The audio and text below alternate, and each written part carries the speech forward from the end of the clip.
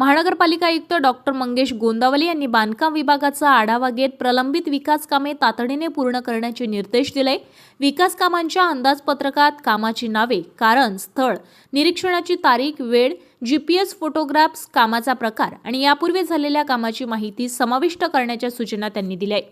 कामाच्या गरजेनुसार डांबरी रस्ता, काँक्रीट, पेव्हिंग ब्लॉक, नाली बांधकाम यांच्यासह सर्व आवश्यक बाबी अंदाजपत्रकात समाविष्ट कराव्यात असे आयुक्तांनी स्पष्ट केले।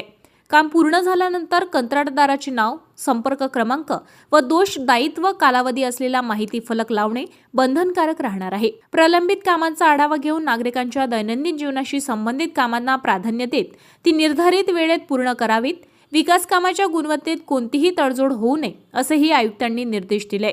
बैठकीस अतिरिक्त आयुक्त महेश देशमुख, उपायुक्त नरेंद्र वानखडे, शहर अभियंता श्रीधर कांबळे, कार्यकारी अभियंता सुहास चव्हाण यांच्यासह संबंधित अधिकारी व कर्मचारी यावेळी उपस्थित होते।